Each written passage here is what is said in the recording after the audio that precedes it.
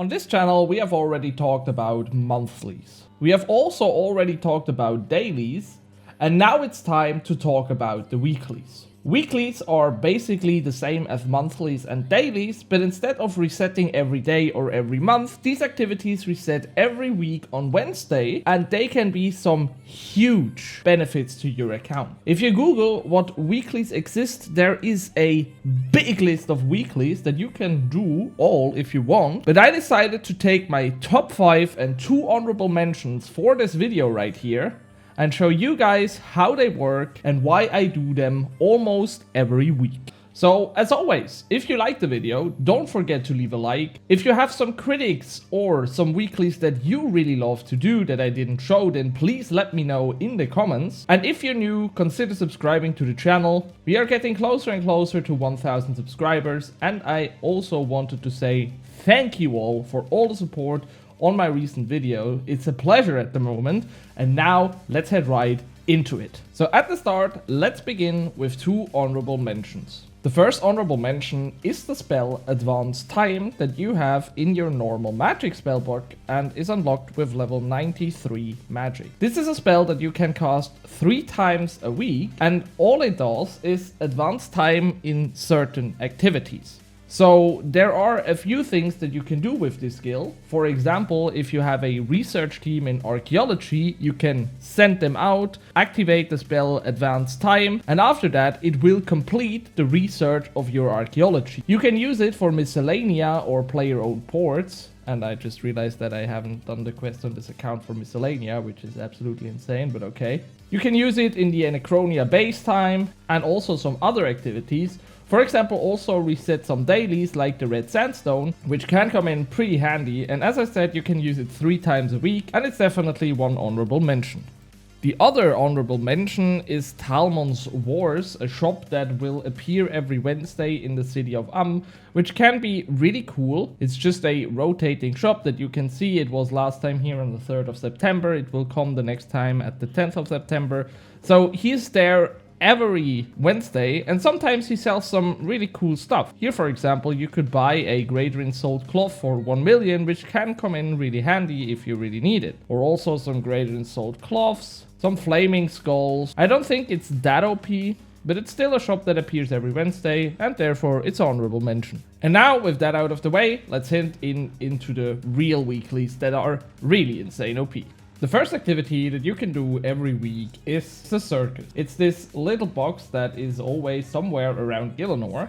To find out where it is for your week that you are in, you can just easily open up the wiki and then you can see where he at the moment is. For example, on the 10th of September, he will be in Katabai and all the shenanigans. And he also resets every week, as I mentioned, on Wednesday. And if you press on this little thingy, you can go into the Zirkus and you can experience certain activity. Because when you're in here, you have basically 3 skills that you can train. You can go right here and you can train some ranging, for example, by throwing the knives at the different levels. And you can always see that you have basically a level requirement, but it's not a requirement, but it's a recommendation. And the higher the level is, the higher the chance that you fail, but also the higher the XP that you get. But you can see you get some absolutely insane XP drops. And now I've used up all my performances on this one, so I can go to the next one. And the XP drops that you get are just insane. Because let's be honest, you get over 2000 XP in range for 1 click, which is absolutely crazy. And you can do this as long as it says in the chat that you have used up this activity. For example, now in this like 2 minutes, I receive 14,000 experience in range, which is kind of good for this short time. And now I can go on and, for example, do the major part, which is this one here, where you also have the level requirements. For example, for me, I go to the ones that are a little bit higher and I try to cast a spell on the anvil, you know? And here it counts as the same. The higher your level or the level recommendation, the higher is the XP rate that you get, but also the higher are the chances that you will fail. But you can also, for example, be level 10 in Magic and try the level 99 stuff, and you have a chance that it actually succeeds. But obviously, I recommend you that you listen to these recommendations so you don't fail too many activities, so you get the most XP out of this that you can. And yeah, here again, I can just be here and use all these activities as long until it says that I have used up all the XP for this activity. By the way, you also always have a recommendation from the audience. For example, here they recommend that I blast a helm, so I can always go there and I can look out for the helm and then blast it, you know. Let me do that really quick. So then the audience is really happy, and I think you receive more points in this mini game basically. But for example, for me, I almost always just do this stuff for the experience. And for the experience, I don't think it matters if you use the correct spell that the audience recommend, or if you just use any spell, you know. But again, I received 21,000 XP in Magic in this short time. And now let's get to the point why this minigame is actually really cool. And this is the agility part. You can go up here and now you have the chance to do any stunts on this line. For example, I can do a backflip, which gives me 2,400 experience in agility. And now they say I should juggle some balls, so let me juggle some balls this time, which also gives me a lot of experience. But as I already mentioned, it does not increase the XP that you get, and rather just the points that you receive in this circus. So for me, I for example just use up always the best things, so I get the most experience out of the activity, because I think this is way more important than these circus points, you know. And always important is also that you have a check mark what level you have already done, and if you do the same level again, you will not receive any experience. So now I can do the level 61, and even though I have not done the level 61 with the juggling, if I do it, I will not receive any experience because the level 61 is already checked. So do the stuff you have not done yet and get your juicy free experience, which is absolutely insane, especially for a skill like agility that I, for example, really do not like. 12,000 experience just like that is just absolutely insane. And besides the standard performances, you can also unlock a fire-making performance after the quest The Firemaker's Curse, and you can unlock a thievening performance after the quest Some Like It Cold. So you can also receive some really nice thievening and fire-making XP in the circus, but I really think the most useful one is definitely the agility one, especially early on. Also worth mentioning is that when you have done the quest Back to the Freezer, that you increase your XP rates at every activity that you do in the circus. For example, here you have a standard XP rate of 350, and after the Back to the Freezer quest, it's 525. So when you like questing, do that to receive some extra XP. Okay, so let's leave the circus and go to the next one. The next activity is the Tears of Gothics. This is an activity that you unlock after the quest Tears of Gothics. So you have to do this quest, which is a really short one. I think it takes about 4 to 5 minutes. And after that, you have unlocked this D&D. To get there, you can either use the manual way through the Lumbridge Swamp, or you can just rub a games necklace and then teleport directly to the Tears of Gothic. But as I mentioned, and as you know when you have already done the quest, you can run here from the Lumbridge Swamp. So you come down here, run all the way through that, and then take this little thingy in the wall and get to the Tears of Gothics. And when you're here, you can basically just right-click Yuna, press tell a story, and afterwards you can get in. And now you have a really simple task of collecting the blue tears and avoiding the green tears. So I can just now fill up my bottle and just get as many blue water drops into that as I wish for, and just try to avoid the green ones, because the green ones actually destroy your water that you have already collected. And the catch with this minigame is the more quest points you have, the longer you can stay in, so it's definitely a really good activity for people that have a lot of quests done on their account. So basically not for me, you know. And yeah, it's definitely one of the most simple activities that you have in this game, and you will see that the reward is absolutely worth it. Okay, when the time is up, you automatically get out, drink your tears, and you receive a lot of XP. This XP goes into the lowest skill that you have on the account. For example, for me, it is, as it seems, it's smithing, you know. But yeah, you just get a huge XP drop in the lowest skill, which is most likely one that you really do not like that much to train. So it has definitely a really good value. And it's super simple, super easy, and as I already mentioned, you can do this once or twice a week.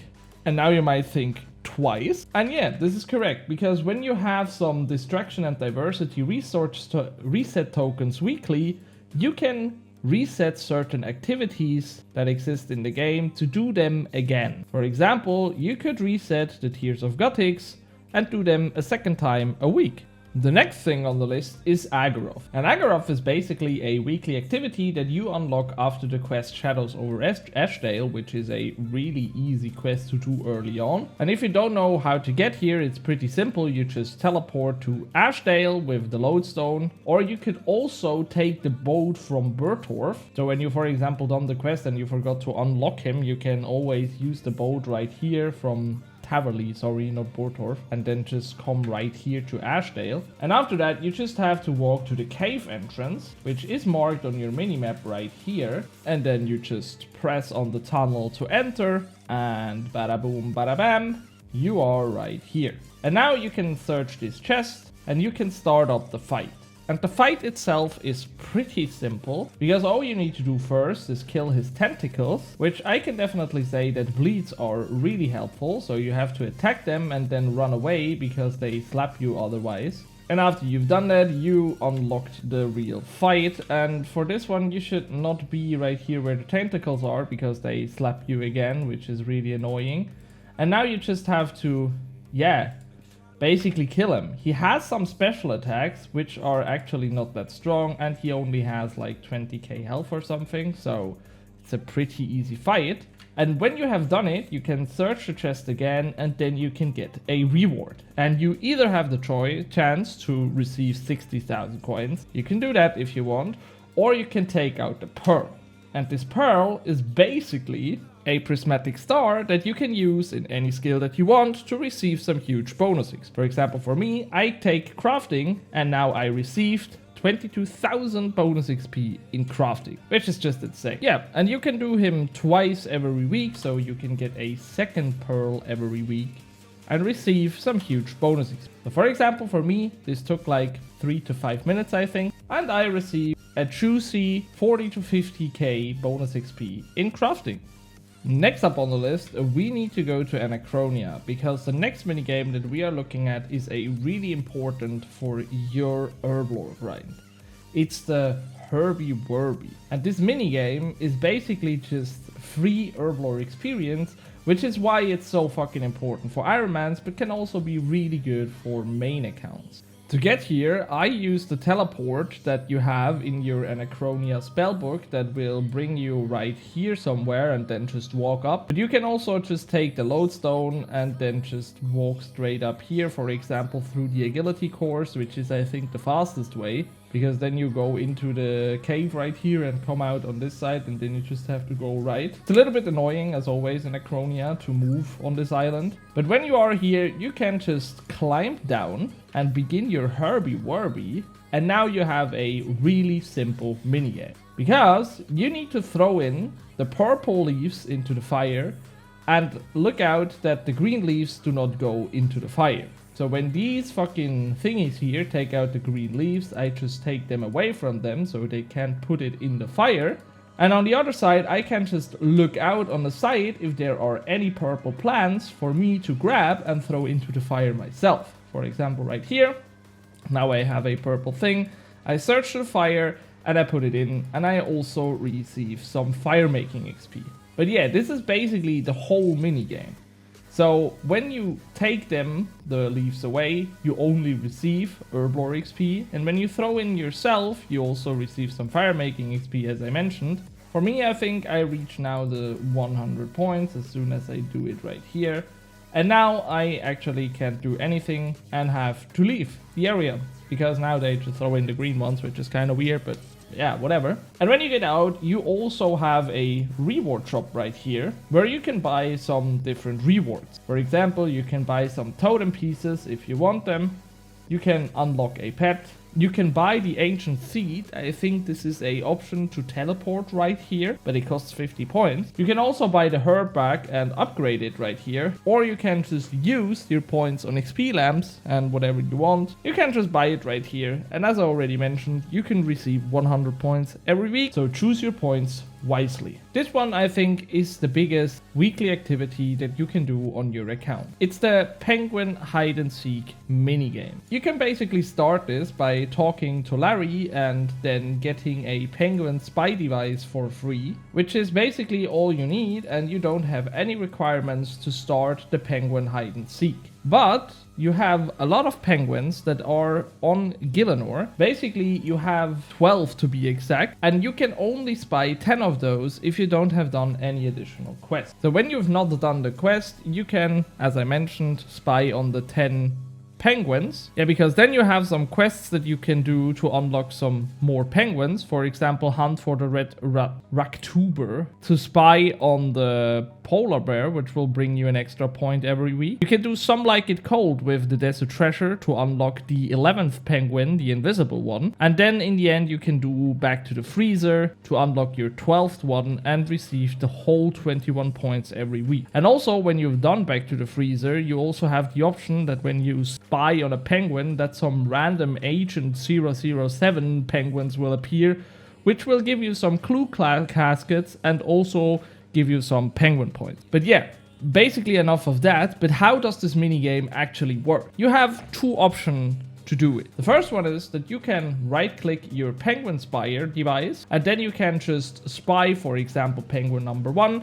You can get a hint and it says it's located near the castle of Arthur. So it will be somewhere in the Sears village or somewhere around Camelot. Now I can just TP there and then look for the penguin. Or there is also a other way which makes it a lot easier, and this is with the world 60, aka the Penguin hide and seek world. Because when I log into this world, I have the option to go on a website that is called the World 60 Pengs website. So you can just Google, oh my god, no dark mode, sorry guys. So you can just Google World 60 Pengs and then you come to this website. And now you basically have the exact informations where the penguins are located. For example, the first one, I have the hint on the spy device for this world where it says it's located around Ardoin, and the website tells me that it's exactly in the mansion of Ardoin. So now I can just run to the mansion of Ardoin,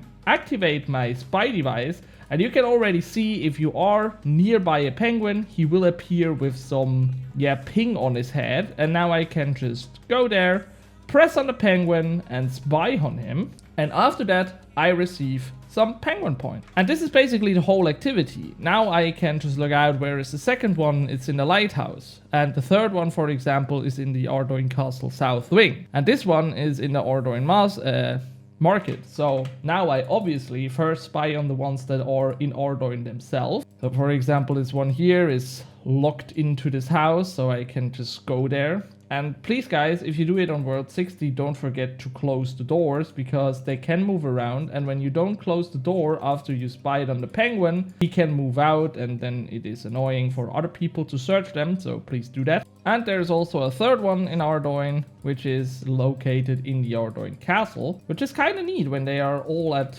one spot, you know. This definitely makes it easier, you know. Okay, and as I already mentioned, when you spy on every penguin and you have done every quest, you can receive up to 21 points per week, or if you have a reset token, even 42 points per week. And now you might ask, but why is this minigame so OP? Because obviously when you spy on the penguins, you receive nothing for it. And the answer is pretty simple. It's the shop that you have with the hide and seek, where you can unlock some titles which can be good or cool or pets, and you know. But you also have the consumables. And here you can spend your hardly earned penguin points. Because you now have the option to buy some cash, which I really do not recommend. But also you have the option to buy some XP lamp. So you can buy a small, medium, large or a huge XP lamp. Okay, and basically it actually doesn't really matter which XP lamp you buy. Most people just buy the huge ones, but when you calculate it, it really doesn't matter. Because when you look it up in the wiki, you see, for example, that a small XP lamp will give you 66 experience on level 1 or 4,900 experience on level 81. The huge XP lamp obviously gives you more, but I mean, you can also buy 8 of those with 8 points. So when you calculate it with the level 81, for example, and you buy 8 of the small XP lamps, it's actually the same XP rate as when you buy one huge XP lamp. So even though most people just buy the huge XP lamps, it doesn't really matter. But yeah, you essentially also already got the point. For example, for me, I use it in Hunter, which will give me a juicy 40k Hunter experience just like that. And let's be honest, the higher the skill, the more XP you receive. And you can basically do this activity to skip certain abilities or skills that you, for example, don't like or are hard to train or are really expensive. And then it's maybe easier just to spy on some penguins than train them the normal way. So, and there you have it. This is basically my best weeklies that I recommend to you all to do them. But just to have one last word right here, weeklies, dailies and monthlies are a really cool thing to progress your account, even though if you, for example, don't have a lot of time to play the game. But if you don't feel like doing them, just don't do them, because weeklies, monthlies and dailies are just a easy thing to burn out on the game when you force yourself to do them every week, month or day. So do whatever you like in the game, but if you have some spare time and you don't mind, then these weeklies are definitely worth doing. And now I hope all of you guys have a wonderful week, a wonderful day or a wonderful month, and I see you the next time. Bye!